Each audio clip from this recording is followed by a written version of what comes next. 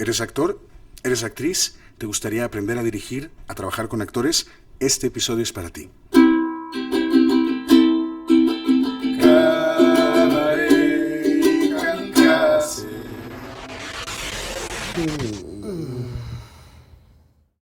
Hola, buenas noches, bienvenidos aquí a su cabaret Kamikaze, la incendiaria bohemia. Y esta noche tenemos preparado un episodio muy especial con mi copresentador Sergito Jones.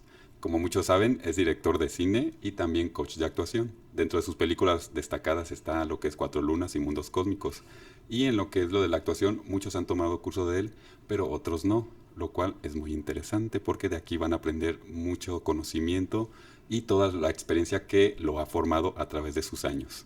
Y pues sin más preámbulos, pues buenas noches, bienvenido. Buenas ¿Cómo noches, estás? muchas gracias. Pues me encanta estar en Cabaret Kamikaze, es mi lugar favorito, así que con mucho gusto hemos querido preparar este episodio especial para ustedes, que es pues básicamente una clase. Originalmente la habíamos pensado como una clase de actuación, pero me parece difícil hablar de actuación sin necesariamente involucrar a la dirección, porque pues finalmente es un trabajo en conjunto. Así que pues espero que este episodio tenga para ustedes información valiosa.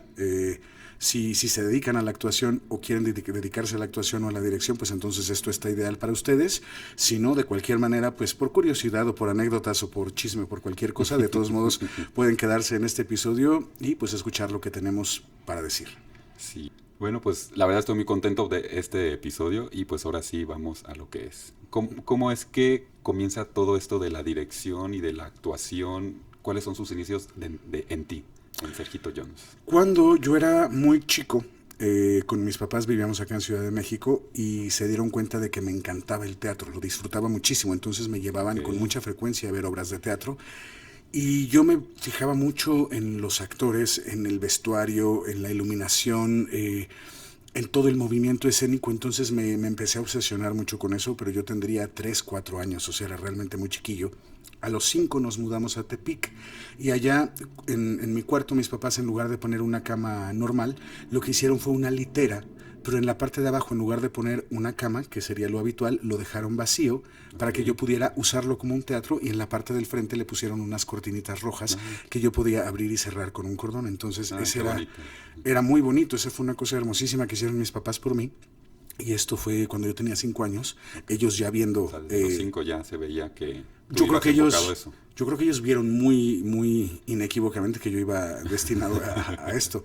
Entonces, desde los 5 años y como hasta los 13, hasta los 12, estuve montando diferentes espectáculos. Nadie actuaba conmigo, yo lo hacía solo porque nadie me seguía la corriente. Durante un tiempo también estuve tratando de hacer películas con la cámara casera de mi papá, pero no tenía mucho éxito. Digamos que mis primos no me seguían la corriente hasta que a los 12 años logré que actuaran en mi primera película. Esto ya tiene casi 30 años, lo que Wow. quiere decir que sí, pues podemos decir que hace 30 años que yo estoy trabajando con personas para que actúen en una película, tratando de guiarlos y de dirigirlos. Entonces, creo que en este tiempo, pues de alguna forma he aprendido algunas cosas, pues con las películas que he hecho, con los maestros que he tenido, por mencionar algunos, Rodolfo Amezcua del Río, que fue mi primer gran maestro, el legendario Ludwig Margules, con quien estudié dirección también y del que aprendí muchas cosas, Roberto Cobo Calambres, actor Roberto Cobo. de Los Olvidados de Buñuel, del Lugar sin Límites de Ripstein. Entonces, yo pienso que he sido una persona muy curiosa y que durante todo este camino he ido tratando de absorber un poco de conocimiento de cada persona que me puede brindar. Entonces, lo que vengo a compartirles esta noche no es bajo ninguna circunstancia la verdad absoluta, no es el método definitivo, es mi método. Es la técnica que yo he aprendido y la que, más que inventar, la he ido desarrollando a lo largo de casi 30 años dirigiendo actores. Entonces, creo que tiene cosas muy interesantes. Esto es conocimiento que yo de alguna manera desde hace lustros o hasta décadas he estado compartiendo en universidades, en escuelas, por aquí, por allá, en diferentes talleres y cursos. Y hoy, pues con mucho cariño, como un regalo del Cabaret Kamikaze para nuestros escuchas, aquí va. Por favor, no dejen de compartirle este podcast, este episodio, a sus amigos actores, a los que quieran dirigir, a los que a lo mejor ya dirigen, pero a lo mejor no dirigen tan bien. Entonces, bueno, aquí van a encontrar muchas Sí. cosas. Bueno, vamos a empezar. Yo hago cine, entonces en el cine es muy fácil identificar la división entre el cine documental y el cine de ficción. El cine de ficción son las historias inventadas, los mundos que son inventados, y los documentales se refieren a piezas de la realidad que se capturan tal cual son, sin una actuación, sin una intervención. Claro, esto es muy subjetivo, ya lo decía Jean-Luc Godard, cineasta francés. Él decía, es una muy bella frase, el cine documental filma verdades para con ellas construir una mentira, mientras que el cine de ficción filma mentiras para con ellas construir una verdad. Esto me parece bellísimo. Esto, claro, un poco en el entendido de que el cine documental, pues, filma muchas verdades, ciertamente, pero hace una edición y dependiendo de lo que elige mostrar y lo que elige no mostrar, la realidad puede cobrar matices increíblemente distintos. Así que a eso se refería Godard. Pero hablando específicamente del cine de ficción, que es donde habitan los actores no habitan en el documental, esto se entiende, no debería haber personas actuando en un documental, porque se supone que son pedazos de verdad, ¿cierto? La actuación está en el mundo de la ficción, que de hecho, esto es muy interesante, cuando tú hablas con un actor y le dices, oye, ¿tú finges? La mayoría de los actores se van a ofender muchísimo y van a decir, yo no finjo, yo actúo de verdad, lo que yo vivo no es fingido, sino que verdaderamente lo siento. Bueno, igualmente fingen, o sea, es imposible. Al final está fingiendo. Al final está fingiendo, porque además esto es imposible, irremediable, porque la palabra ficción proviene del latín fictus, que significa inventado, que también es derivado del verbo fingiere, o sea, fingir. Al final. Entonces, ficción y fingir es la misma raíz etimológica. Entonces, sí, cuando estamos haciendo ficción, estamos fingiendo que habitamos otro mundo, que pasan otras cosas. Y esa es la belleza. La ficción es un mundo aparte al que se puede entrar cuando estás actuando. Hay actores que piensan que cuando entras en la ficción, si eres verdaderamente actor, te posees y se te olvida quién eres tú. Esto no es real, esto es como de estas cosas que algunas personas muy intensas quieren hacernos creer, pero eso no es verdad. Un actor serio y profesional no es poseído por el personaje, como así tipo el exorcista. No, eso no.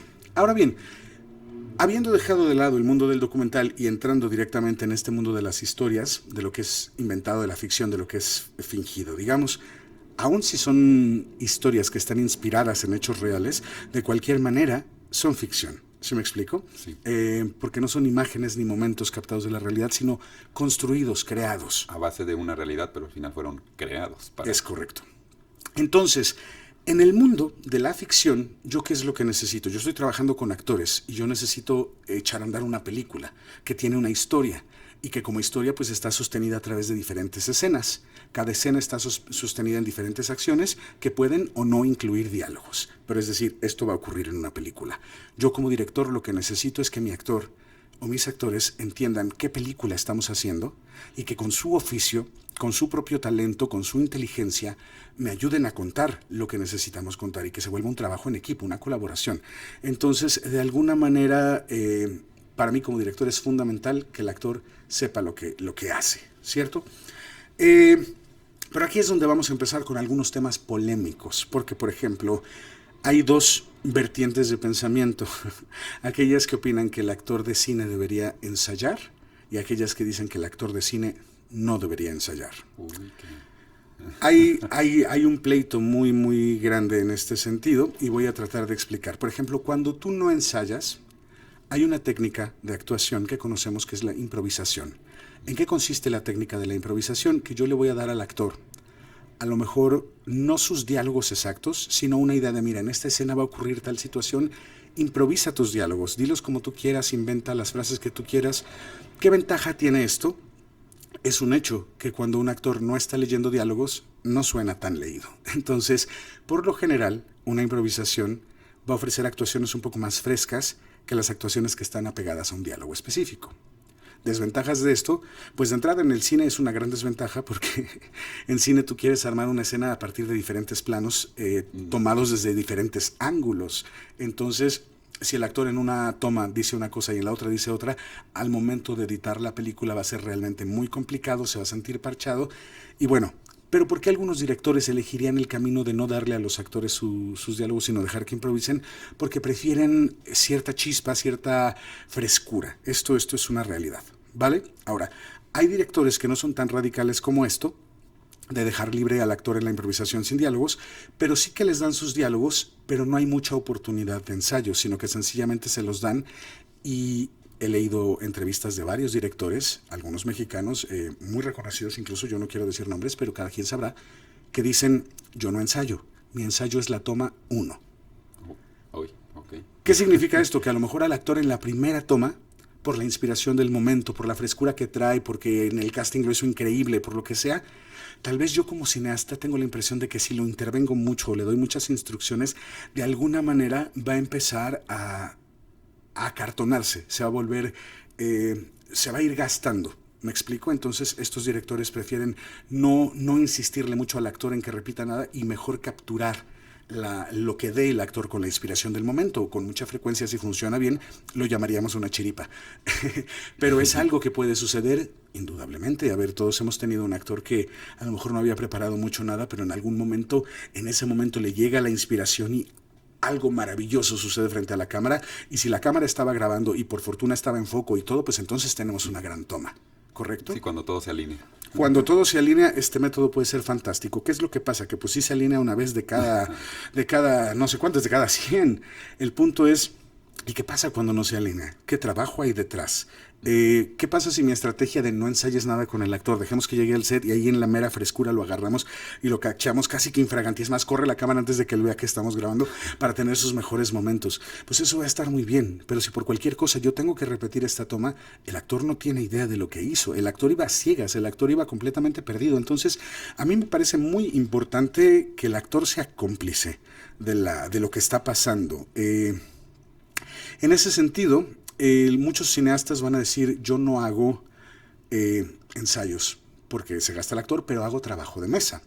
Un trabajo de mesa, para quien no conozca este término, significa yo no me voy a poner a ensayar contigo cómo decir cada diálogo o qué intención hay detrás de cada diálogo, sino lo que quiero es que entendamos qué película es, nos tomamos un tecito, entiendes más o menos de qué va tu personaje, chingón, nos vemos mañana en la filmación, lo haces fresco, ¿no? Natural, orgánico. Así dicen los que no saben dirigir, así dicen fresco, orgánico, natural. Orgánico. Ajá, orgánico. De moda. Sí, como fruta. Entonces, yo respeto muchísimo a los directores que logran cosas maravillosas con este método, pero yo soy un partidario absoluto del ensayo.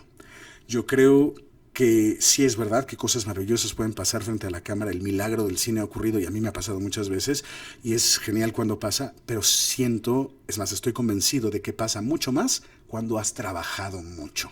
Y trabajar mucho significa no dejar cosas al azar, no dejar cosas a ver cómo salen, sino realmente haberlas construido. Ahora, ¿es verdad que un actor puede empezar a sonar gastado después de que dice una oración varias veces? Pues sí es probable. O sea, por ejemplo, si tú dices, qué gusto verte, hace mucho no nos vemos, dilo por favor. Qué gusto verte, hace mucho no nos vemos. Otra vez. Qué gusto verte, hace mucho no nos vemos. Otra vez. Qué gusto verte, hace mucho no nos vemos. Otra vez. Qué gusto verte, hace mucho no nos vemos. Ok, como podrán ver, la primera vez lo hizo fantástico, o sea, estaba natural, bonito, porque ni la esperaba, ni sabía qué rollo. Ya la segunda empezaba a sonar rara, ya la tercera, ya la cuarta. Sí, porque ya tenía como un registro previo. Es indudable que el actor, si lo que quieres es la frescura muy superficial, si lo gastas, lo gastaste, indudablemente. Pero entonces yo quiero hacer una pregunta aquí. ¿Qué pasa con los actores de teatro? Los actores de teatro no ensayan poquito, ensayan mucho. Y no solo es que ensayen, sino que además, si a la obra le va bien, pues luego pueden estar meses en cartelera y hacen 200 funciones, 300 funciones. ¿Por qué nadie piensa el actor de teatro se va a gastar, pero sí les preocupa muchísimo que el actor de cine se gaste? Esa es una muy buena pregunta. Tiene que ver con lo siguiente. Aquí va. Bueno, antes de esto me gustaría hablar de una aseveración que es increíblemente controvertida y polémica, que dice, el verdadero actor es el actor de teatro. Ándale. Y muchos van a decir, oye, no, hay excelentes actores de cine, hay excelentes actores de televisión, o sea, ¿qué te pasa?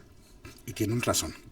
Es verdad que hay excelentes actores de cine que solamente hacen cine, pero no se refiere a eso la frase. Un poco desnudando lo que la frase realmente quiere decir es, el actor que verdaderamente es actor no se vale de ningún artificio para hacer su ejecución porque no hay oportunidad de una toma 2 cuando estás en el escenario frente al público. O sea, el actor de teatro tiene que conocer perfecto su trazo, perfecto sus diálogos, perfectos el diálogo del compañero para saber en qué momento tiene que intervenir, etcétera. Entonces, cuando sucede el fenómeno del teatro, ahí está ocurriendo. Si hay errores, se tienen que asumir y resolver en el momento, pero no hay oportunidad de repetir una toma 2 o una toma 3. Entonces, el actor, ¿qué es lo que tiene que hacer? Ensayar y tenerlo todo tan practicado que cuando ya lo esté ejecutando, de alguna manera le funcione. Pero ¿por qué en teatro entonces no suenan tan mal actuados? Pues los buenos actores, ¿no? Los malos van a sonar mal en cine, en teatro, en tele, en radio, en donde sea. Pero ¿por qué los buenos actores que hacen teatro y la hacen tantas veces la misma obra, por qué no se gastan? ¿Dónde está entonces este razonamiento que tantos cineastas alegan de que el actor de cine se gasta si lo ensayas? Esta es la realidad y esta es mi opinión, repito. No lo tomen como verdad, tómenlo como mi opinión. Yo he tenido y he estado en la situación en que tengo 2 actores, por ejemplo, que los encontré maravillosos, protagónicos de mi película. Me encantó lo que hicieron en casting. Lo que vi en el casting era muy cercano a lo que yo quería para el personaje, pero no exactamente. Estábamos cerca, pero todavía había manera de acercarnos más. ¿Qué es lo que pasa? Que cuando tú estás ensayando con los actores, las primeras vueltas de las escenas, las primeras lecturas, son ricas, son interesantes, son sabrosas. Pero luego lo siguen leyendo y lo vuelven a leer y va sonando peor y te va gustando menos. Y luego llega otro momento, sí llega un momento horrible, o sea, esto sí se los tengo que decir. Llega un momento en el que los actores, de tanto repetirlo, ya no saben ni qué hacer. Entonces, siempre me ha pasado que llega un momento de mucha desolación, de mucha desesperanza, donde digo, no estoy entendiendo qué película tengo que hacer, ni los actores tampoco, que además hay esta idea de que el director tiene que tener todas las respuestas y no es verdad. O sea, creo que cuando hacemos un proyecto artístico salimos todos a buscar respuestas a preguntas que ni siquiera hemos sabido formular y creo que sigue un poco a ciegas todos. El tema es que si el director ya sabe qué es lo que quiere, podría ayudar a que los actores no vayan tan a ciegas. A que los guíe en el camino que quiere él. Entonces, cuando he estado en la situación de que ensayo durante varias semanas con ciertos actores, que por ejemplo mis ensayos, pues lo que busco es eso, que vayamos probando prueba y error, un camino, a ver, no es esto, a ver, otro camino, no, otro, no, hasta que lo vamos encontrando. Puede pasar un tiempo antes de que encuentren nada y cada vez que lo repitan va a ir sonando peor. Eso sí. Indudablemente ya. Sí. Pero aquí es donde viene algo maravilloso que sucede. Un día, con determinadas instrucciones y determinado trabajo, el actor dice la frase exactamente como tú necesitas o como la película necesita que se diga, ¿vale? La dice perfecta. Y tú dices, es así, esto es lo que hemos estado buscando, fíjalo. Fíjalo es una palabra que los directores le decimos a veces a los actores para que, como lo dijeron, memoricen, que esa es la manera en que hay que decirlo. Y que ya a partir de este punto no sigan con la exploración, es decir, que no sigan como, pruebo esto, pruebo esto, pruebo esto. No, ya probamos muchas cosas que no funcionaron y esta fue la que sí funcionó. Entonces, este es el camino. No te disperses yéndote por otro lugar. Sencillamente, encuentra la manera de incorporar este camino. Al día siguiente de que el actor encontró cómo debe hacerlo, es posible que ya no recuerde cómo lo hizo, que ya no sepa cómo llegó ahí. Pero puede ser que al día siguiente luego llegue. Y una vez que ya entró 2 o 3 veces al personaje, ya conoce el camino. Y puede entrar no 1, sino 2, 3, 20 veces. Porque a veces como director yo no necesito una toma, a veces necesito 20 tomas. A veces por sol, por la luz, porque el lente estaba fuera de foco, porque cualquier cosa. O sea, mil razones por las que yo puedo repetir una toma. Y yo necesito que mi actor sepa cómo hizo lo que hizo. A mí no me funciona mucho un actor que se guía por la inspiración del momento, que se posee por esta inspiración y a ver qué cosa mágica sucede, pero que me da solo una toma porque no es un trabajo consciente ni construido a partir de trabajo. ¿Sí me estoy explicando?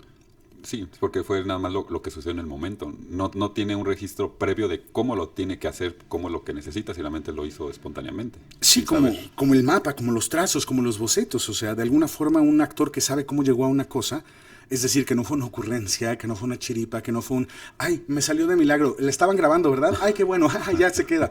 O sea, no, un actor serio que sería...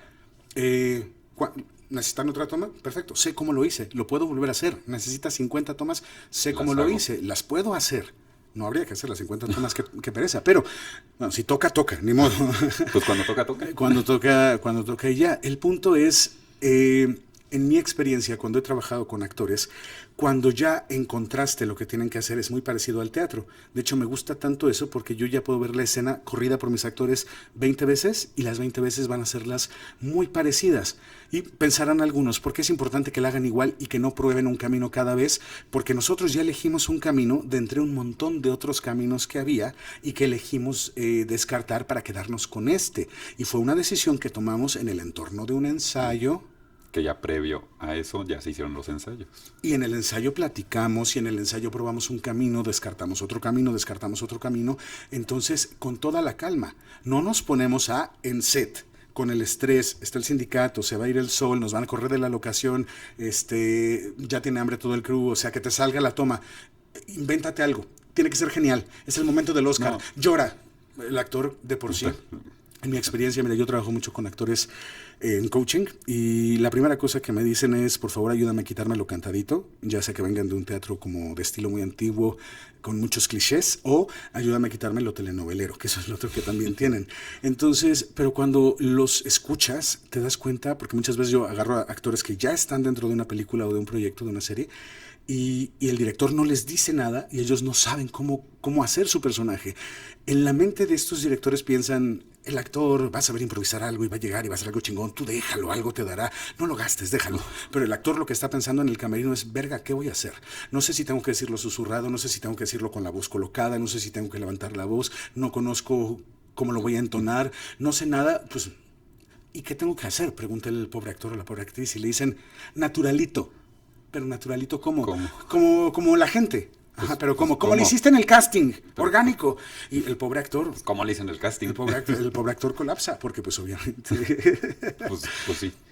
Entonces, lo que yo quiero decir es, hay que tenerle, a quien me esté escuchando y quiera creer en mis palabras, nunca menosprecien el poder de construir una escena a través de ensayos previo a la filmación. Como dice mi amiga personal Natalie Portman. He ido a los cumpleaños. He ido a los cumpleaños de todos sus hijos. Mi amiga Natalie Portman, en una masterclass que vi de ella dice, cuando yo llego al set, ya el trabajo está hecho. O sea, yo al set no llego a hacer el trabajo. Cuando yo llego, ya está. ¿Qué significa esto? Yo ya probé todas las posibilidades, yo ya vi todos los caminos, yo ya probé una cosa, probé otra, y cuando encontré la cosa que sí servía y al director le gustó y hicimos una buena mancuerna en esta decisión, sí, eso es lo que se necesita, ¿qué es lo que puedo yo hacer? Repetirlo y repetirlo muchas veces hasta que quede completamente incorporado en mí. ¿Por qué? Imagínate que está la cámara frente a ti y está rodando, no te han dado ninguna instrucción, ni siquiera te dieron tiempo de aprenderte el texto porque te dieron 5 minutos para que estuviera fresquito, para que no estuviera leído. Entonces tú estás así. No. Entonces el actor está pensando, estoy en mi marca, o sea, donde me dijeron que me parara, estoy diciendo el diálogo correcto, qué diálogo sigue, qué tenía que decir el otro actor, tenía que volver a dar para algún lado, estaré actuando mal, estaré sobreactuado. Si en la cabeza del actor pasan todas estas cosas mientras está frente a cámara y nosotros creemos ingenuamente que el actor le queda espacio mental, memoria RAM, para capturar emociones auténticas y derramarse en la escena, estamos completamente equivocados. Esto no sucede. El actor que está pensando en qué línea sigue no está abriéndose para ser un receptáculo de energía, de emociones, de todo lo que es importante y valioso. Entonces, cuando un actor ha repetido una escena y otra vez la repite y otra vez la repite hasta el punto en que dice, ya para qué la sigo repitiendo, qué tontería, llega el punto en el que ya la tiene incorporada, tanto la escena como las instrucciones que le dio el director sobre cómo ejecutar la escena, o las instrucciones que crearon en conjunto, que me gusta más ese enfoque. A mí no me gusta la idea del director autoritario que dice, lo haces así porque yo soy el director. Me gusta un director que dialoga y que tiene capacidad de recibir lo que los actores le proponen. Pero bueno, el punto es que cuando el actor ya repitió tantas veces la escena, es probable que llegue un punto, es seguro que llegue un punto en el que ya no tiene que pensar qué diálogo sigue. Ya lo sabe. Ya lo tiene entendido, que es lo principal. Lo incorporó. De alguna forma se incorporó a su persona. Es, por ejemplo, como cuando una persona tiene que hacer un recorrido, digamos, de su casa al trabajo y entonces, al principio, las primeras veces que va en esta ruta o a este nuevo trabajo, tiene que ir pensando por dónde doy vuelta, a dónde hay que ir, tengo que irme fijando cuál es el camino, pero después de unos 2, 3 días, una semana, es muy probable que ya pueda poner la música, viene oyendo la radio, no piensa en nada y sin pensarlo dice, ay, ya llegué. Y no tuve ni que pensar cómo llegué. ¿Por qué? Porque hay procesos que de repetirse, la mente los incorpora y ya se vuelven automáticos. Esto que permite que el actor cuando está en escena pueda decir lo que tiene que decir sin estar pensando en qué sigue, qué línea va, cómo lo tengo que decir. Ya lo hizo tantas veces que solito sucede. ¿Me explico? O sea, es así. Así como nos aprendemos un camino o nos aprendemos un número de teléfono de tanto marcarlo, bueno, ya esto es del episodio pasado, muy vintage. Pero incorporado a lo mismo.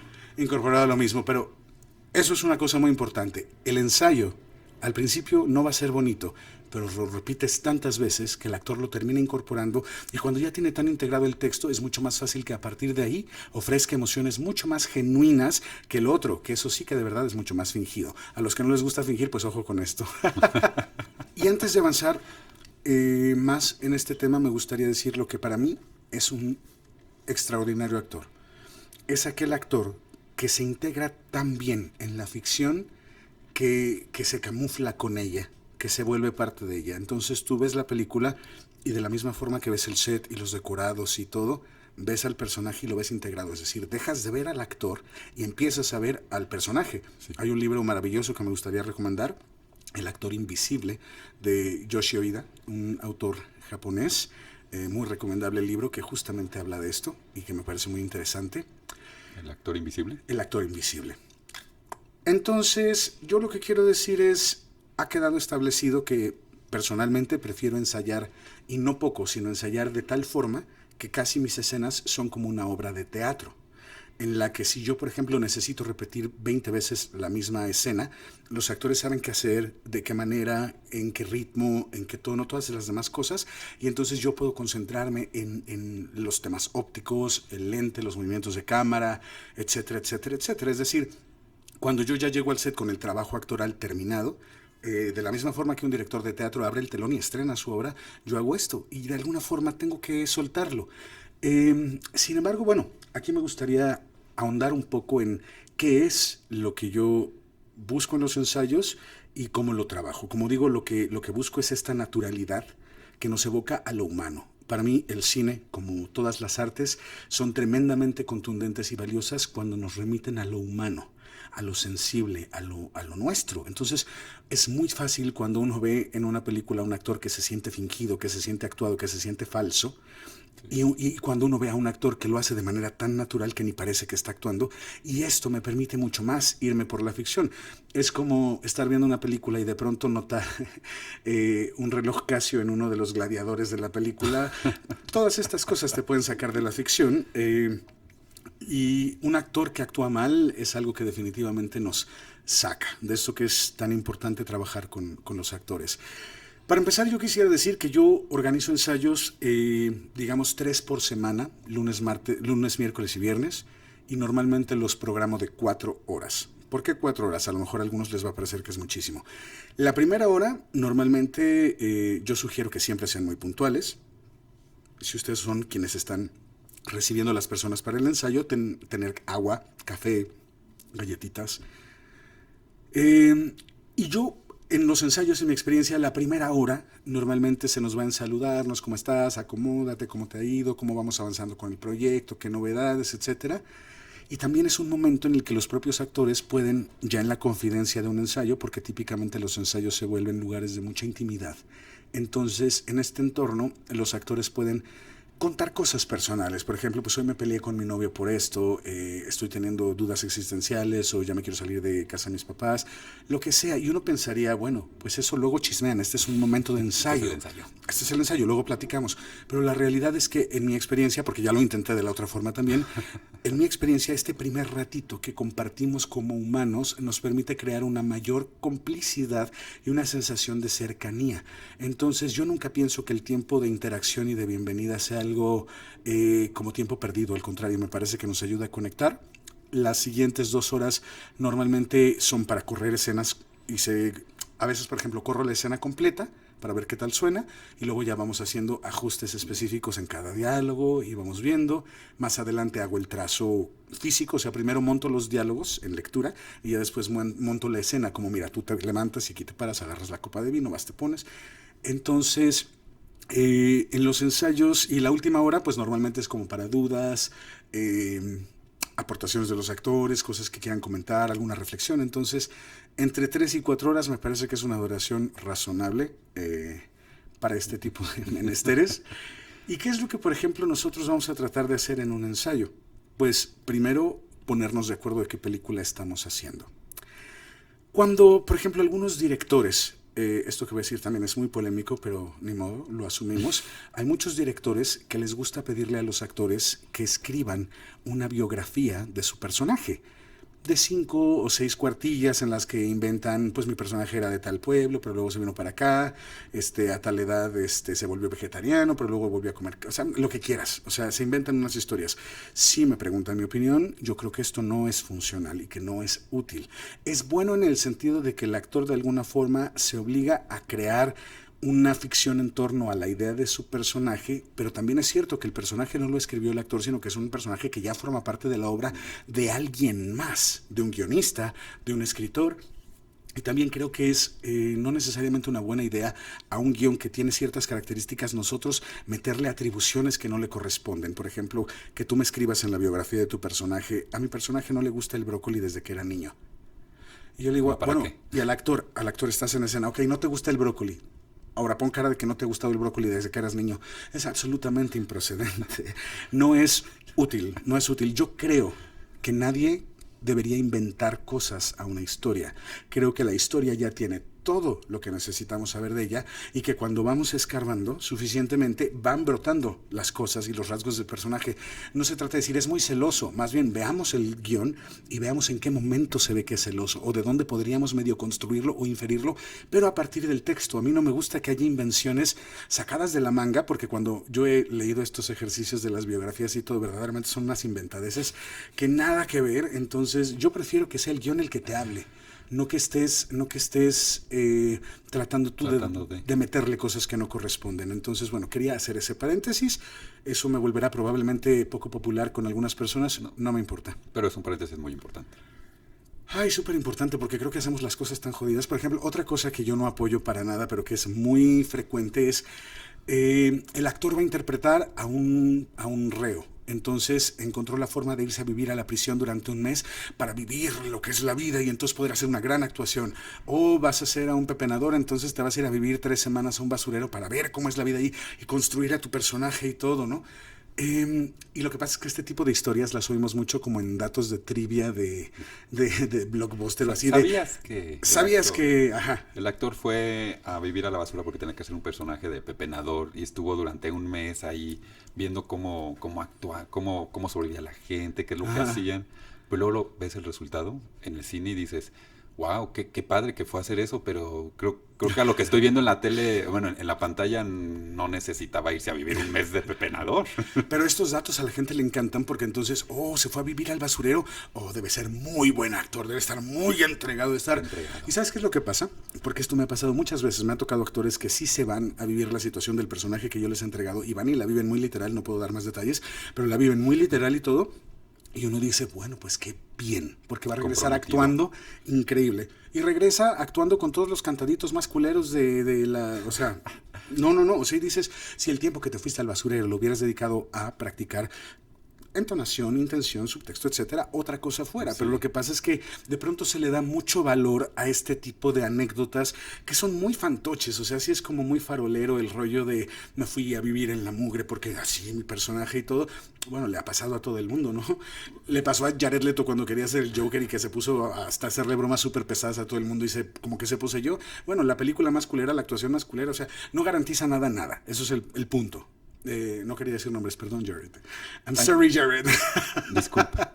Pero es bueno en otras películas. Ahí le ponemos el pip. Y su banda es muy buena. No, saludos, Jared. Si me escuchas, lo hiciste fatal. Bueno. Por fantoche y por payasona. Por pues por payasona, aplica por muy bien. Por payasa. Ahora, por ejemplo, Yo lo entiendo un poco como el juego El Adivina Quién. Tú has jugado este juego. Claro. Que tienes varias caritas de varios hombres y mujeres. Es un juego bastante binario. No sabemos si ahora va a haber una versión diferente. Pero tú dices, ¿es hombre o es mujer? Y ya bajas caritas. ¿Es rubio o es rubio? Es rubio. Entonces ya... Tiene lentes, es la Hasta verdad. que vas encontrando. Es un poco como, como hacer escultura en un trozo de mármol. Lo que existe ya está. Más bien lo que tenemos que hacer es quitar los trozos de piedra Lo que que no no nos... son para que se revele la figura que siempre ha estado allí dentro. ¿Me explico? Es lo mismito con la actuación. Entonces, lo que yo quiero decir es, en un ensayo, pues vamos a hablar de cuál es la comunicación de la película, porque la película, en el mejor de los casos, no solamente entretiene, sino que además comunica, tiene un discurso, tiene una Algo. postura ante la vida, ¿cierto? También vamos a elegir o determinar el género. A ver, estamos haciendo un drama o una comedia. Sonará como la cosa más tonta, pero no habría por qué asumir una cosa o dar por hecho una cosa solamente al leer un guión y decir esto es un drama. Pues sí, pero puede ser que el director en esta ocasión quiere coquetear con un drama que juega con la comedia y tiene toques de terror. Entonces, establecer el género me parece una de las cosas más importantes que suceden durante un ensayo. Establecer el tono es la otra cosa muy importante que sucede en un ensayo. ¿Qué significa el tono? El tono actoral.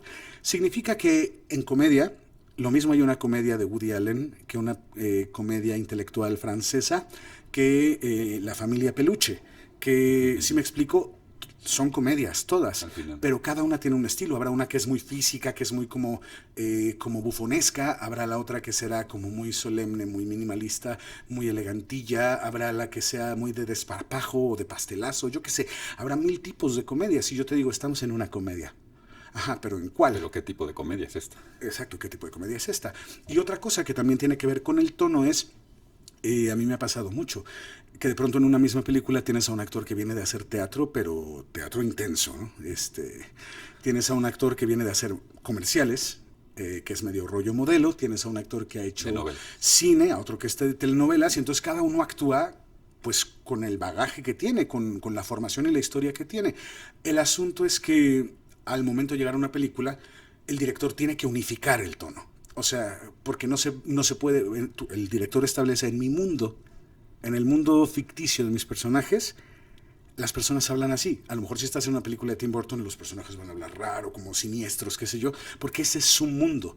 Pero normalmente vamos a partir de un mundo neutral y ya de ahí lo movemos a otros lugares. Pero en el mundo neutral, por ejemplo, ¿cómo va a hablar la gente en mi película?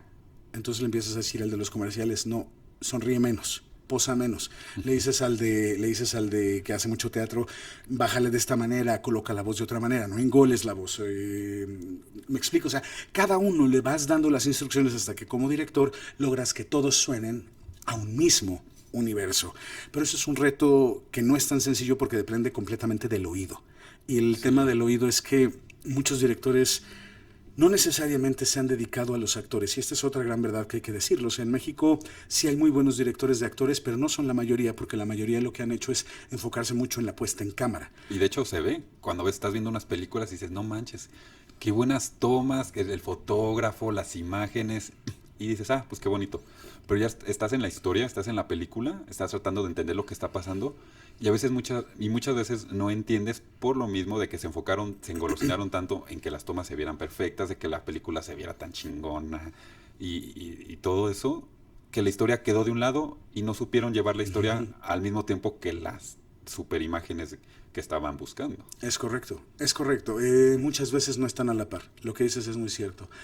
Ahora, en un ensayo, pues se establece un género, se determina un tono y se va a la búsqueda de cómo debe decir el actor cada cosa. Por ejemplo, si hablamos únicamente de los diálogos, es decir, de momento voy a dejar la acción física de lado y me voy a concentrar en los diálogos.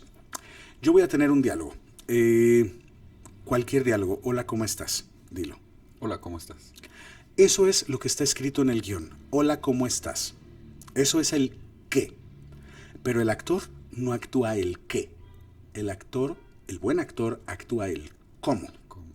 Ese mismo hola, ¿cómo estás? Lo puedes decir de maneras infinitas. Desde hola, ¿cómo estás? Hola, ¿cómo estás? Hola, ¿cómo estás? Hola, ¿cómo estás? Hola, ¿cómo estás? Hola, ¿cómo estás? Y entonces aquí es que llegamos a una de las partes más importantes que tenemos que trabajar durante un ensayo, que es la noción de texto y subtexto. Como decía, hola, ¿cómo estás? Es lo que el guión tiene escrito, lo que está impreso en el papel. Eso es el texto. ¿Qué es el subtexto? Lo que el personaje de verdad quiere decir cuando dice el texto. Lo primero y más obvio que la mayoría de los actores y directores van a pensar es que el texto y el subtexto deben ser lo mismo. Ejemplo, tengo mucho frío. Ejemplo, estoy muy enojado. Estoy muy contento. Es decir, que lo que yo digo y el texto que dice son lo mismo. Tengan coherencia. Tengan coherencia y sean iguales. El punto es que en la vida real los humanos muy rara vez somos así. Normalmente, Todo lo contrario. cuando decimos una cosa, probablemente tiene detrás otra intención. Casi siempre tiene otra intención y algo que es muy de humanos es ponernos máscaras para no mostrarnos vulnerables, para que no se nos vean las heridas, para hacernos chidos, fuertes. Entonces, cuando tú ves a un personaje que claramente es débil, pero que se hace el fuertecito, pero luego ya no puede sostener el personaje, dices, qué belleza encontrar esta tridimensionalidad en un personaje, que aquí es un gran punto de empezar a construirle el volumen a un personaje. Por ejemplo, un personaje que diga, a mí no me da miedo nada. Tú podrías decir, a mí no me da miedo nada y que de verdad no le dé miedo nada. A mí no me da miedo nada. Pero qué tal que sí le dan miedo las cosas, pero dice, a mí no me da miedo nada, porque es su forma de protegerse. Sí. Entonces el actor ya sabe, sí tiene miedo. Tenemos una primera capa en la que tiene miedo y esta segunda en la que finge que no. A veces también es un tema de guionismo, porque un buen guionista va a tratar de que los diálogos no estén redactados de tal forma que sean súper expositivos y que digan lo que el personaje está pensando y queriendo decir literalmente, sino un buen guionista va a encontrar disfrute en la oportunidad de que el personaje diga una cosa, pero en realidad lo que quiere decir es otra y lo que haga es otra, porque finalmente los humanos somos muy contradictorios. Entonces, esto de alguna forma para el público es muy gozoso porque el público se ve intelectualmente retado, se ve involucrado en la experiencia cinematográfica. Es decir, es fantástico cuando está la escena y el actor le dice, un personaje le dice al otro, yo no tengo el tesoro, yo no me lo robé, y entonces el público lo ve y en su gesto nota algo y dice, sí, sí se robó el tesoro, él lo tiene. Y entonces el público sabe algo y ahí se siente inteligente el público porque dice, yo estoy logrando sacar mis propias conclusiones con mi propia observación y entonces yo sí sé para dónde va esto. Y después se sienten muy satisfechos cuando lo que habían sospechado. Porque dijiste, ay, pude conectar con el personaje, con lo que quería el director y entendí claramente los gestos que está haciendo este actor. Esto sucede cuando las obras, en este caso los guiones o las películas, admiten una ligera ambigüedad, un rango de interpretación que al mismo tiempo le permite al público navegar las aguas. No estoy queriendo decir que hagan finales abiertos con discursos poco contundentes, no. Pero sí que es verdad que es muy conveniente que el público no sienta que va en un carrito al que lo llevan como con tapojos de caballo, mira esto y ahora esto y esto, ya entendiste todo, ya está. Un ejemplo, por ejemplo, con todo mi respeto para las personas que gusten de las telenovelas, pero un ejemplo de entretenimiento obvio y fácil, sin rigor intelectual, serían las telenovelas, en el sentido de que tú no tienes que sacar conclusiones, no tienes que sentir el morbillo de intentar descifrar algo. Al contrario, todo ya está hiper recontra masticado. Entonces, ¿por qué pasa esto? Pues una telenovela, tú no has visto telenovelas nunca, pero es muy común, por ejemplo, les habrá pasado a todos, que están por allí y ven la telenovela un día, otro día, 3 días y se pican mucho, pero después 3 días no la pueden ver. Y ya al cuarto día vuelven a verla y la entienden perfecto. Y dices, wow, ¿cómo fue que me perdí 3 horas de este contenido y no necesito ninguna información para entender? Tiene que ver, por ejemplo, con que las telenovelas están hechas o pensadas para que sean un entretenimiento de muy fácil consumo, que requieran muy poco por parte del espectador. ¿Qué quiere decir esto? Que lo puedes tener de fondo, que lo puedes tener allá mientras estás haciendo cualquier otra cosa. ¿Y qué pasa con las telenovelas? Que son un poco como los libretos de teatro antiguo, que no había manera de que interpretaras de otra forma el texto. Acá sale, por ejemplo, la protagonista, pero Jorge Luis, yo siempre te he querido desde que te conocí la primera vez que nos vimos allí en el basurero, no sé qué, y entonces el otro sí, porque cuando nos vimos, y entonces como hay una reiteración de todo lo que ha pasado, es imposible que el público se pierda. Te está recordando. Todo el tiempo te lo recuerdan. Es más, y si tienes dudas, vamos a hacerlo. Yo voy a ser la villana que está pensando, tú vas a ser mi voz, porque también cuando en las telenovelas necesitamos digamos, que se sepa qué es lo que está pensando la villana, la Soraya Montenegro, digamos, por dar un ejemplo, o la Cynthia Clitbo, quien aplique, pues, pero está la villana, y entonces, mientras que en la película, en un cine, digamos, respetable, pondrías a la actriz y con su puro gesto te transmitiría todo lo que tiene que decir. En una telenovela van a poner a la actriz haciendo gestos y van a decir: maldita vieja, porque está abrazando a Juan Fernando. De haber sabido, la hubiera envenenado también a ella. Cuando en una producción, en este caso una telenovela, ya te dicen hasta lo que los personajes están pensando, ya es imposible jugar con la libertad que te da la sutileza, las posibilidades que te da lo no tangible, porque finalmente pues eso es algo que empezó a surgir mucho a partir de La Gaviota, de Chekhov, que ya los textos teatrales no eran tan inequívocos, tan un camino, sino que aquí, dependiendo de quién lo interpretara y cómo lo interpretara, podía empezar a significar una cosa o la otra. Esto es un tema Stanislavski, o sea, esto tiene ya más de 100 años, o sea, esto es algo que se ha venido trabajando, lo que conocemos como la base de la actuación moderna, que Stanislavski, por ejemplo, habla mucho de la repetición. La repetición para mí, por ejemplo, es importante porque todo lo que es sagrado en la vida, digamos, de alguna forma va con la repetición. Digamos, si tú quieres hacer ejercicio para ponerte musculoso, puedes ir al gimnasio un día 20 horas y no va a pasar nada. No. ¿Cuándo va a pasar? Cuando vas un día y vas al otro y vas al otro. ¿Qué va a pasar con un ensayo? Repetición, repetición, repetición. El baile, la música, todos son patrones de repetición. Entonces, no repetición, sí. Cuando repites suficientemente una escena, le vas encontrando cosas, sobre todo si lo haces con el director en el contexto de un ensayo. Entonces, hay muchas maneras en las que a lo mejor podemos encontrar la belleza, sobre todo de buscar subtextos muy alejados del texto, o a veces contrarios. Pero claro, aquí dependemos de que el guión venga con esa buena intención, porque si el guión está culerillo de hola, ¿cómo estás? Qué gusto verte aquí en la casa que mi abuela nos heredó después de que nos vinimos a Estados Unidos huyendo de la inseguridad. Nadie en la vida dice este diálogo. Pues no. Pero lo dicen porque los guionistas necesitan darnos cierta información y no se les ha ocurrido otra forma. Entonces, bueno. O quieren que sea como un tipo novela, que sea muy fácil de consumo, pues para tener un éxito asegurado. Sí, es correcto, porque también es cierto que las cosas de fácil consumo se consumen más. Sí, porque como dices, aún así lo tienes de fondo, o sea, lo estás escuchando y estás entendiendo todo fácilmente, entonces ya. Por ejemplo, un guión malo sería: hola, ¿quieres salir conmigo? Y que le conteste: sí quiero, pero la última vez que hablamos me lastimaste porque yo tenía mucha ilusión contigo, pero tú sigues pensando en esa ex que estuviste. Es güey, qué mal guión, qué horror de guión, qué espanto de guión. Pero bueno, ya ni modo, el director así lo quiere y el guionista así lo escribió, yo soy el actor. ¿Qué podría ser, por ejemplo, más interesante? Que le diga: oye, ¿quieres salir conmigo? Y que todo este choro que yo acabo de decir lo diga solamente con un no. Ya, se ve Y que, ya, y ya. Se ve y que ya. está enojado por otras cosas. Glorioso, glorioso. Imagínate eso, que la actuación sea tan potente que no tengas que decir: no quiero salir contigo porque la última vez me traicionaste, me hiciste sufrir mucho y todo, sino que sencillamente el gesto, el trazo de la actuación, todo te lleve a sublime, maravilloso, maravilloso.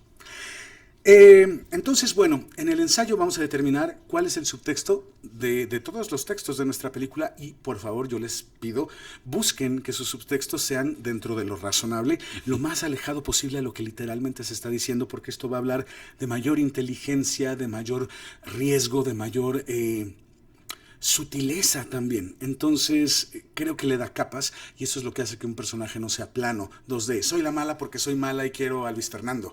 No, o sea, ¿de dónde vienes? ¿Qué herida traes? ¿Qué está pasando? Ojo, sin inventarlo como las biografías que hablamos antes. Sencillamente escuchando, porque escuchando el guión. Hablando, viendo cómo habla un personaje, se puede saber muy bien quién es. Recordemos que a un personaje, por regla general, se le conoce por 3 cosas: lo que dice, lo que hace y lo que dicen de él.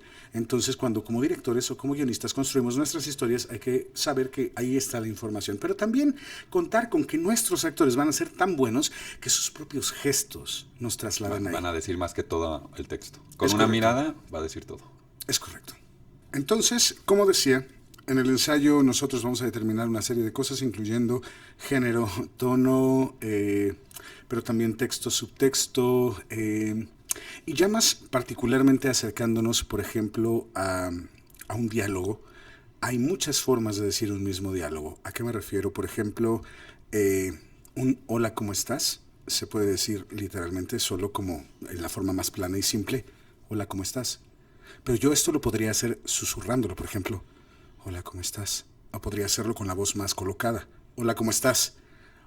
¿De qué va a depender? No hay una respuesta correcta o incorrecta. Todas de alguna forma van a traer su aporte a la narrativa. El tema es si este aporte es beneficioso para que la trama corra en el sentido que el director necesita o si va en contrasentido, porque a veces detalles muy sencillos pareciera que sabotean la película completa. Entonces, lo que quiero decir es, a mí me gusta planear con el actor la prosodia. Esta es otra palabra que va a ser muy útil para ustedes. Prosodia.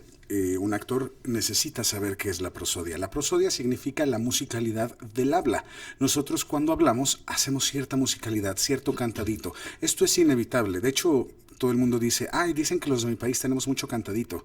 Yo los reto a que encuentren un país sin cantadito. Todos tenemos un cantadito, es inevitable. Sí. Es una forma de comunicación. Y la prosodia es cómo es la musicalidad de lo que yo digo, como notas musicales. Como supongamos que yo pudiera trasladar cada sílaba que digo a una nota musical en un piano para más o menos asignarle un tono, y yo pudiera tocar algo, yo podría decir, hola, ¿cómo estás? Que es ta ta ta ta tan. Hola, ¿cómo estás? Tara, ta, ta, tan.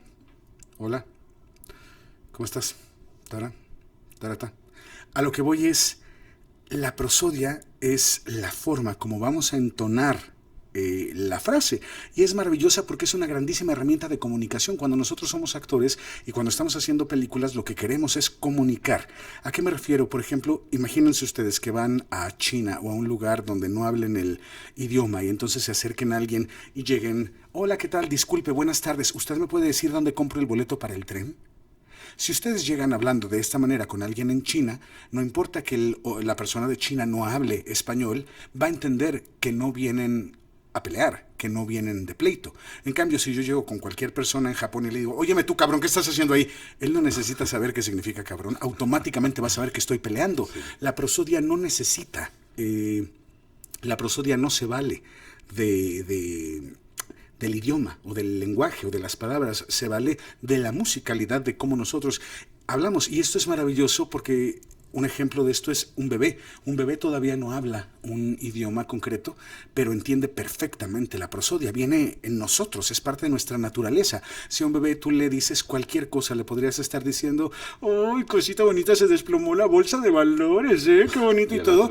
Al bebé le vale verga la bolsa de valores, pero va a entender que le están haciendo un cariño, va a ponerse contento y se va a reír. En cambio, al bebé le puedes decir, estás bien bonito, pinche bebé, estás bien guapo. Entonces, el bebé, aunque le digas una cosa bonita, se va a asustar. ¿Me explico? Es más fascinante aún. Es tan potente la comunicación que esconde la prosodia que incluso es interespecie. Es decir, un perrito lo entiende. Si a un perrito tú le dices, hola perrito bonito, ¿cómo estás? Y todo, aquí lo vas a tener moviéndote la cola, como el señor Chu Dickinson. Pero si al perro le dices, ¿qué hiciste, cabrón? Inmediatamente se va a ir.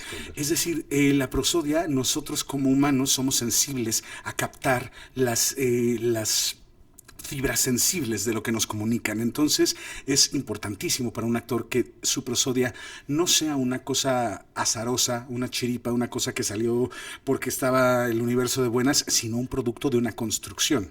¿Qué otra cosa se diseña dentro de los ensayos? En general, el concepto global de una partitura. Este es un concepto que viene desde tiempos de Stanislavski, que justamente habla de hacer un diseño para la actuación. En mi opinión, por ejemplo, un buen actor, como he dicho, es aquel que parece una persona dentro de su propia ficción, que parece alguien real, no alguien a quien le puedo detectar el tartamudeado de teatro o el cantadito de telenovela. O sea, es alguien que lo veo y es lo que es. Pero para mí, en términos de definición, un buen actor es la combinación de estos dos elementos, una buena partitura y una buena ejecución. La partitura es el diseño que yo hago, así como se diseña un póster que dices las letras abajo y las caras arriba, o como diseñas una sala, aquí la planta, aquí el sillón. Una actuación igualmente se puede diseñar en el sentido de decir, ok, en esta escena tengo 5 diálogos. El primer diálogo llegó enojado, defensivo. En el segundo ya me dieron una información, entonces lo tengo que modificar. En el tercero ya me siento arrepentido y en el último acabo pidiendo perdón. Ok, ¿cómo voy a hacer esto para que suceda? Y tiene que ver con, ok, si yo digo cierto cantadito, no, a mí no me vas a robar más dinero. eso tiene una intención, tiene una colocación, tiene un porqué. Pero ya si después vuelve a decir la misma línea el actor, por ejemplo, que el guión la dijera 2 veces, pero es que a mí no me vas a robar dinero, ¿eh? A lo mejor la segunda, como ya le dieron nueva información, ya no la puede decir con la misma contundencia, aunque es exactamente el mismo diálogo lo vuelve a decir, pero ya lo construye con otras notas musicales en sus sílabas. Esto de la prosodia es tan importante que puede hacer que un actor se vea muy mal actuado, porque la mayoría de las veces en que nosotros decimos que alguien está sobreactuado es porque está apelando a prosodias que están prefabricadas y que son ya vicios que tenemos años o décadas con ellos. Voy a dar un ejemplo. No cerraste la puerta y se metieron a robar. No cerraste la puerta y se metieron a robar. Es una forma de decirlo. Pero ¿qué pasa si yo digo, no cerraste la puerta y se metieron a robar? Ay, ya se escucha que estás actuando. ¿Pero por qué? Pues es meramente prosodia. Mi cara es la misma. No cerraste la puerta y se metieron a robar. No tengo ni que cambiar el ritmo, ni el género, ni el tono, ni nada. Es sencillamente que descoloque ciertas notas y automáticamente me va a mandar algo muy culero. O sea, esto es la verdad. Entonces, ¿pero de dónde vienen estas ganas de hacer estos cantaditos? Viene de un teatro de antes. Había una tradición teatral muy, muy antigua que hacía este tipo de cantaditos y con el tiempo las personas creían que cuando había que actuar había que hablar como ellos. Y esto incluye mucho, por ejemplo, por dar un ejemplo, pero señora, un tip, jamás tartamudeen, nunca. No, nadie tartamudea en la vida real. Bueno, ok.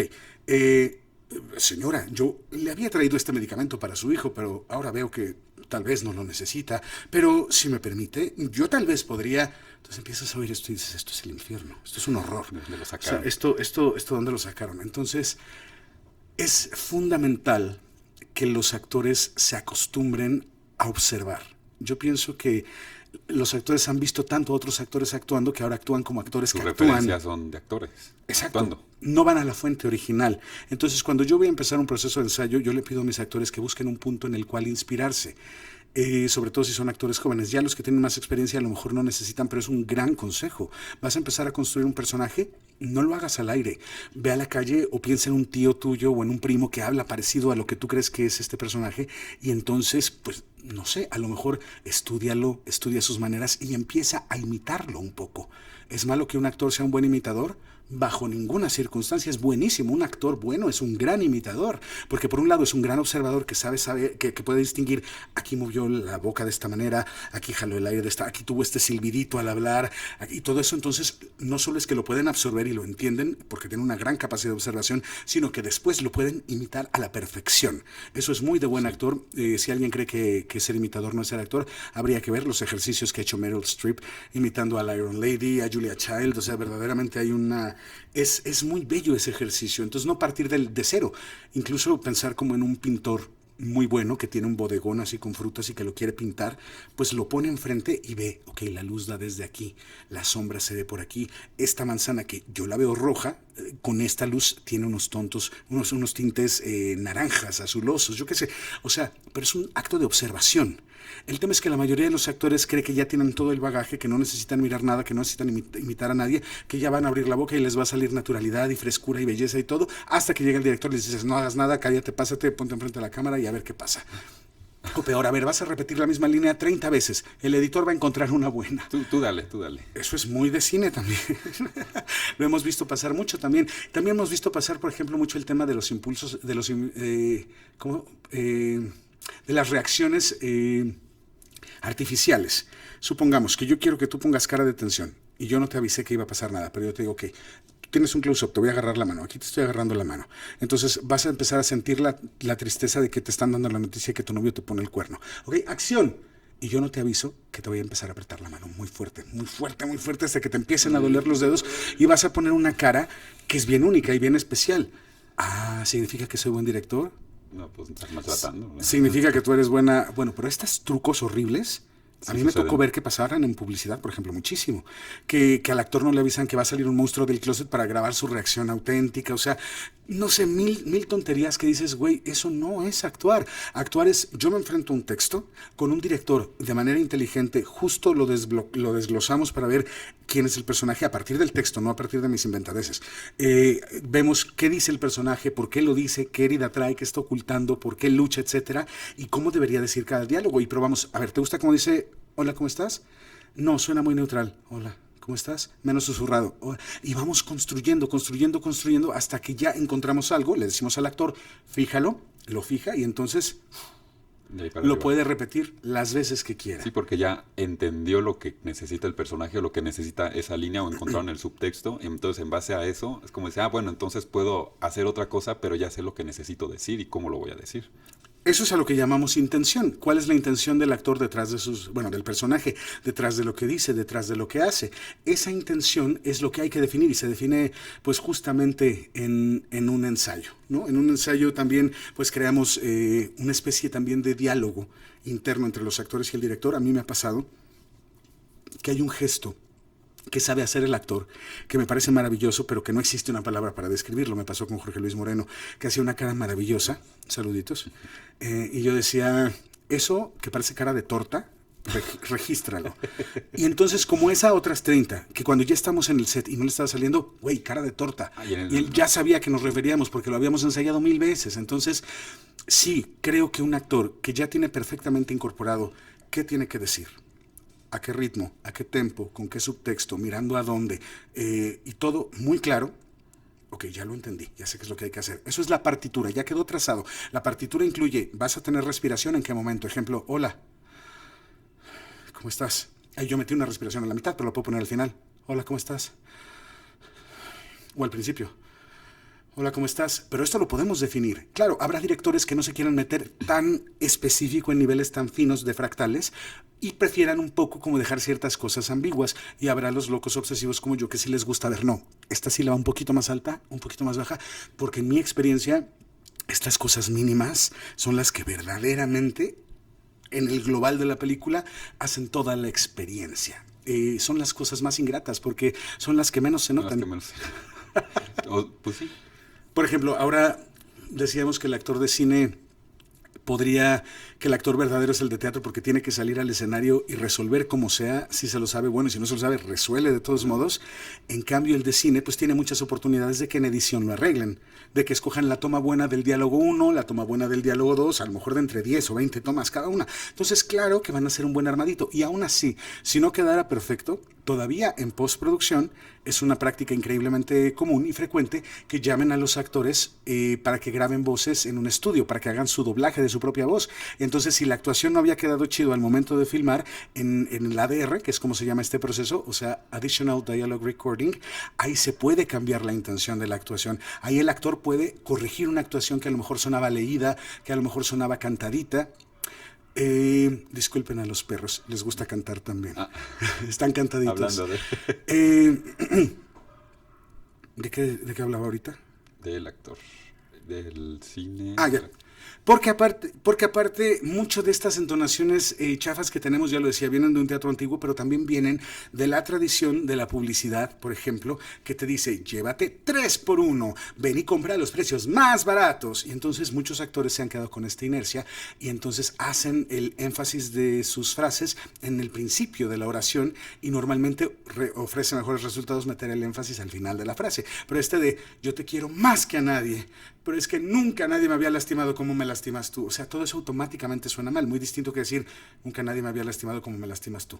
Y ahí queda muchísimo más natural. Pero en la escuela también nos enseñaron. Y entonces yo, banderita tricolor. Y yo, ¿cómo se llama este niño? Mamá, soy Paquito, no haré travesuras. Entonces, cuando nos enseñaron a declamar, cuando nos enseñaron todas estas cosas, pues los maestros y las maestras que tuvimos con lo que sabían de teatro, pues nos enseñaban.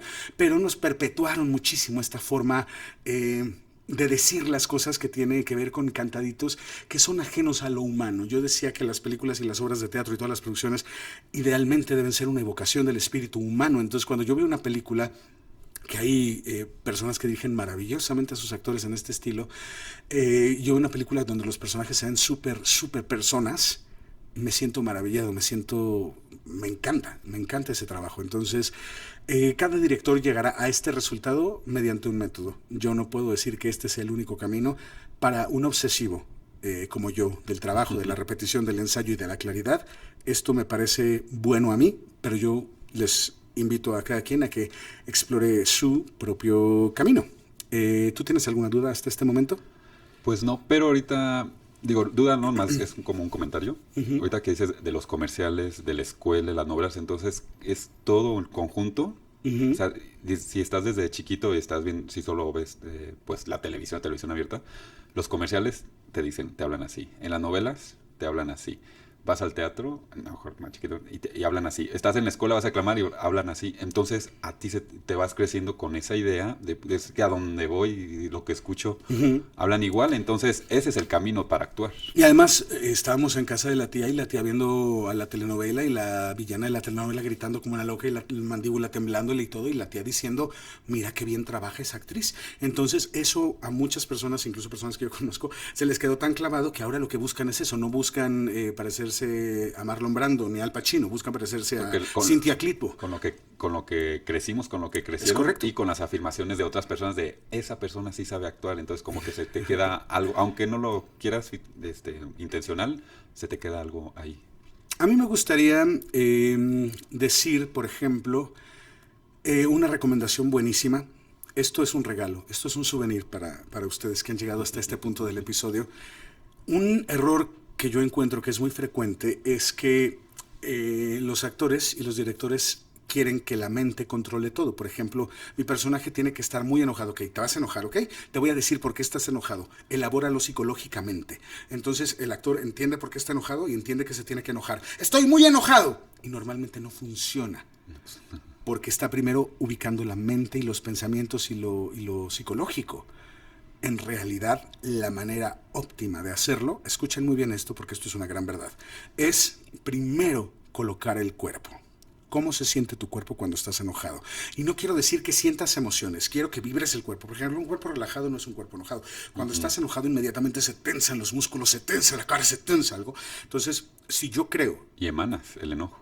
Físicamente también hay algo que hasta tu postura, todo lo emana. Entonces, si yo creo ingenuamente que tú por pensar que estás muy enojado, estoy muy enojado, tu cuerpo se va a enojar, eso no va a pasar nunca. En cambio, al revés pasa muy fácilmente. Tú se te hace el cuerpo para que esté enojado sin siquiera pensar en qué. No importa en qué pienses. O sea, primero, repito, no la emoción. Yo no necesito que sientan enojo de verdad en este punto. Solo que el cuerpo esté colocado como estaría. Y ahí entonces podemos actuar.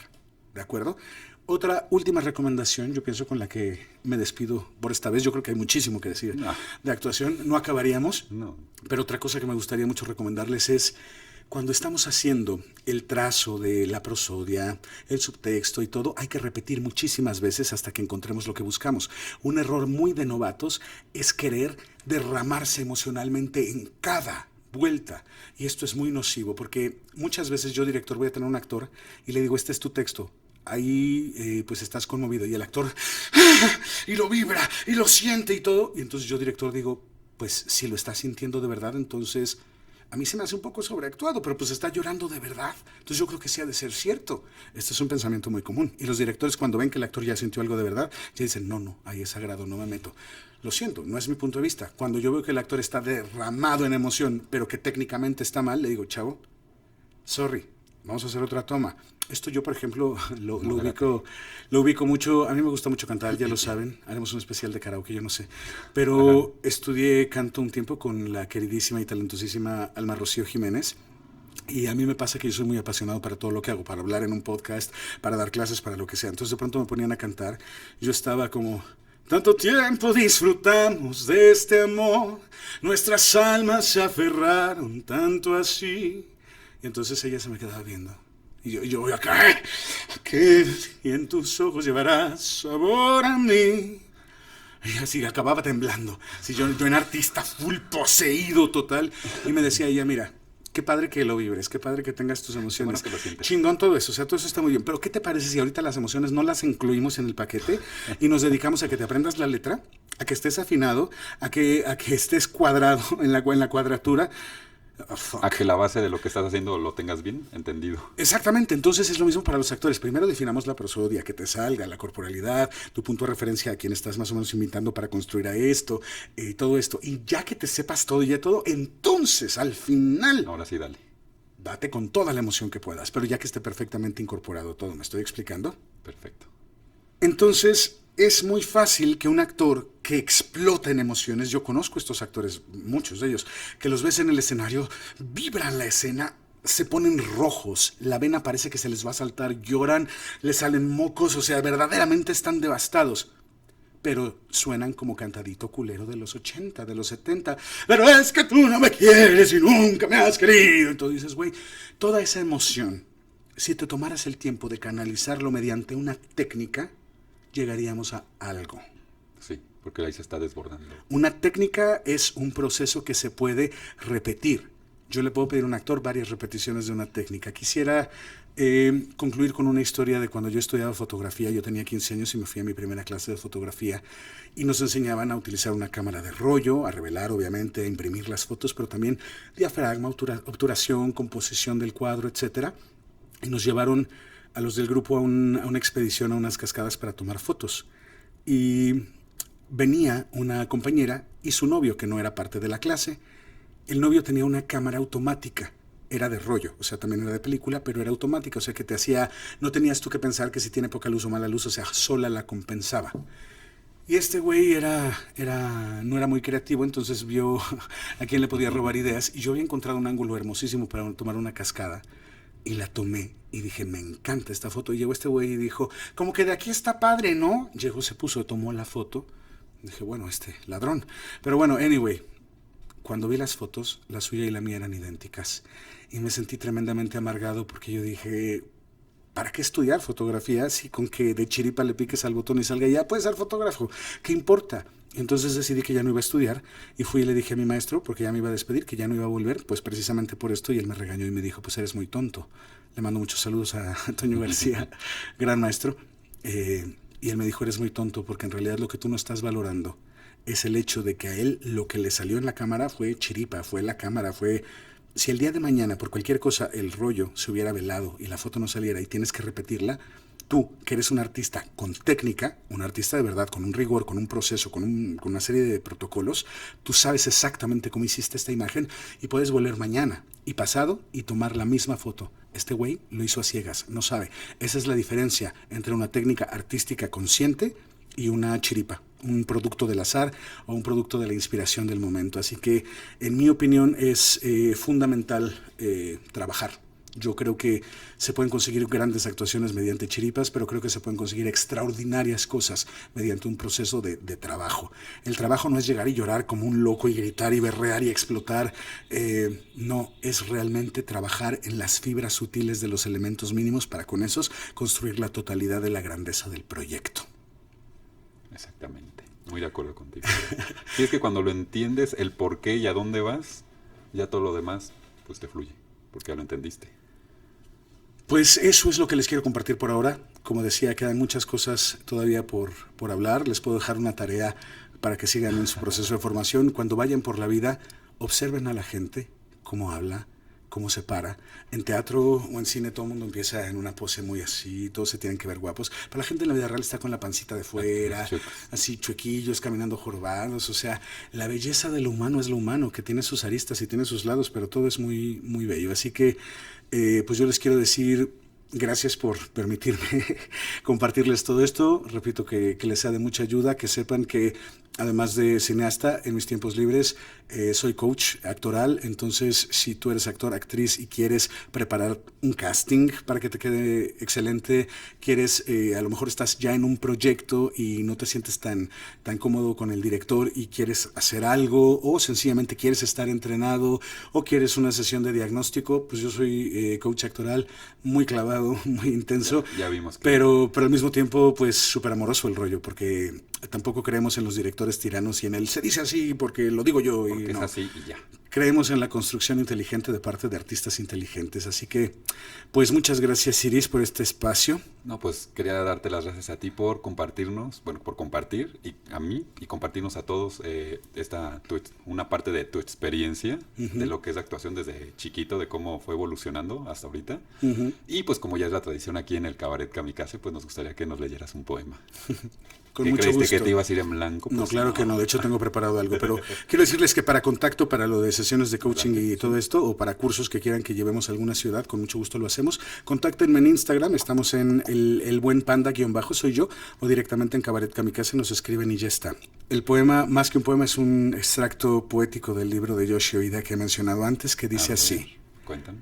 El actor no debe actuar, sino permitir que la verdad surja a través de él. No se trata de proyectar emociones o ideas, sino de convertirse en un canal para que la vida fluya. Así, el actor se convierte en invisible y lo que queda es la esencia de la vida misma. Wow. Justo Pues, lo que decía, desaparece la actuación y entra lo que es la intención, la naturalidad. espero que lo hayan disfrutado. Mucho. Pues un abrazo muy fuerte, gracias Iris Babaganush, ya lo Muchas saben, gracias hasta a la ti, próxima. Gracias a todos. Cabaret Kamikaze.